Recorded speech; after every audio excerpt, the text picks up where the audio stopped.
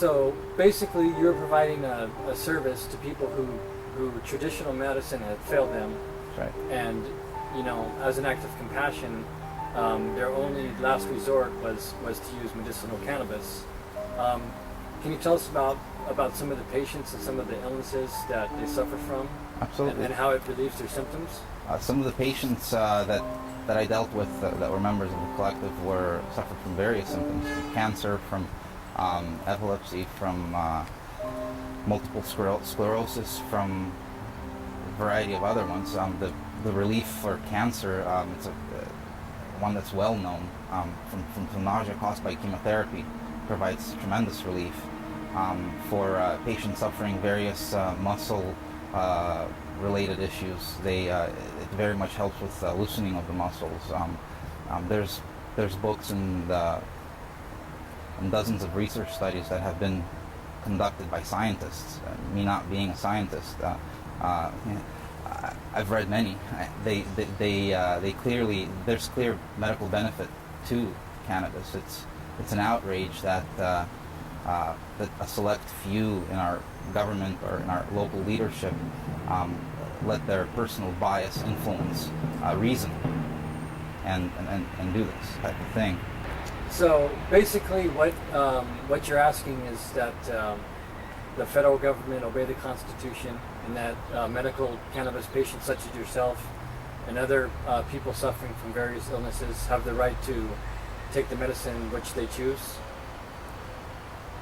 People should definitely have the right to choose the medication that they are on, especially when a physician recommends it. Under the supervision and guidance of physicians is my personal belief how things should be done.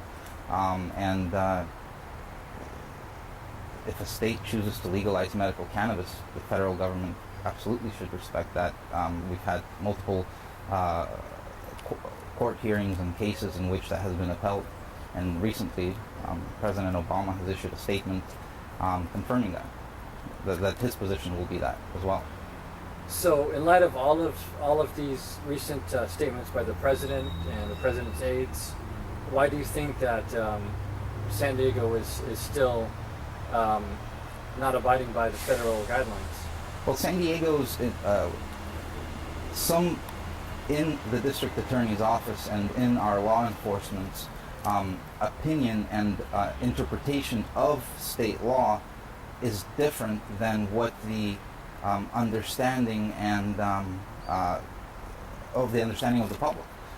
They are convinced that anyone who attempts to even cultivate medication and distribute it to other patients in a collective fashion would not do it for profit. Deputy District Attorney Lindbergh has made several statements on video where he said that, quote, why would they get into this activity if it wasn't for profit? That's that type of reasoning tells me that it doesn't matter what you do. There is no right way. So, the goal of your collective is what? Your medical cannabis collective? Are you still a part of that? No. Okay. I had to shut everything down. Okay. So, you had to shut everything down, but now what was the goal prior to that? Were you wanting people to be able to cultivate their own medical cannabis? Absolutely. The goal was to collectively cultivate medication. The goal was to help people who were not able to cultivate the medication themselves have safe access to that medication. That was the goal in its entirety. I mean, it was to do this in a non-profit fashion, to provide safe access when that did not exist in the city. Okay. For over 10 years now, we've had the Compassionate Use Act. It has been almost 5 years since, or over 5 years since the passage of Senate Bill 420. It has been over a year since the Attorney General guidelines have been passed. However, still in San Diego, we have no respect for the laws that are already in place. We have continued prosecutions of medical cannabis patients and collectives. The district attorney in San Diego has made it clear that this is not a safe place for medical cannabis patients.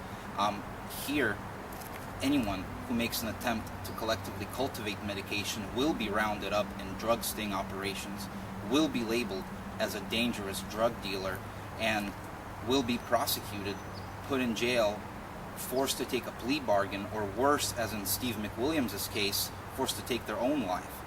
This type of legal prosecution needs to end.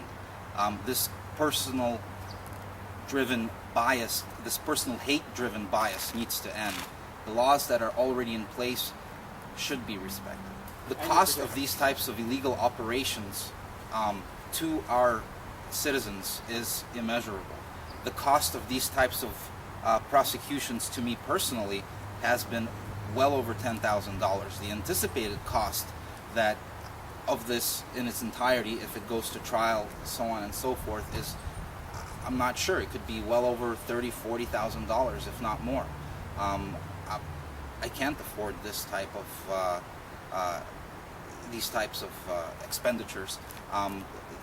The money that I had saved up has already been spent on bail, on my attorney, but I believe in our justice system. I believe that the laws that we have in place will be respected, and I can't wait for my day in court.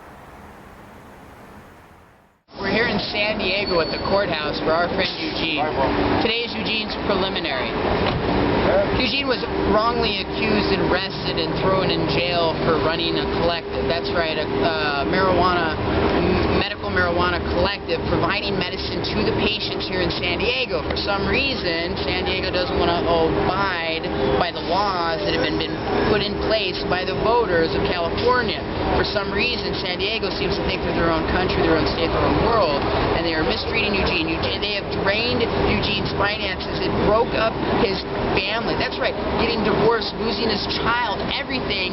Instead of him plea bargaining out, going, okay, you're right, you win, I quit. He's standing up. He's a soldier standing up for what is right. He's standing up for all you people that are sitting there watching this video. You guys need to come out and support and do what is right. Do you know as soon as we all stand up together, stand up at once, we'll only have to stand up one time.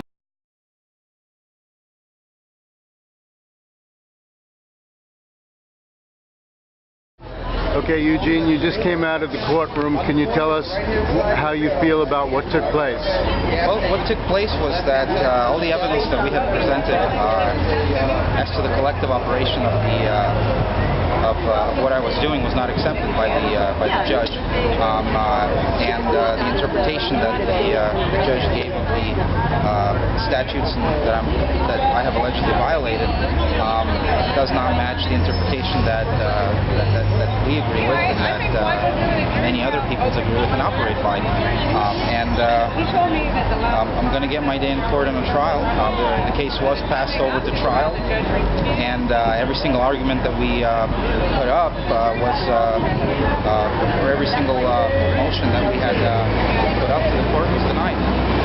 So in short, moving forward to trial. My name is Mara Felton, and I'm a civil attorney, and I bring the case of People versus Eugene Davidovich, and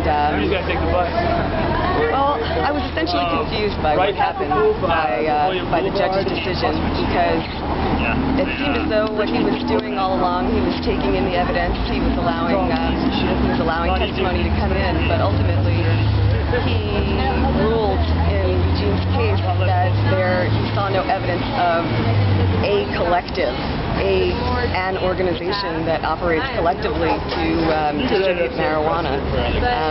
Something that's not in the state law at all. There's no requirement that a collective be in existence. In fact, there's no such thing as a collective in state law. It's just that people have to operate collectively.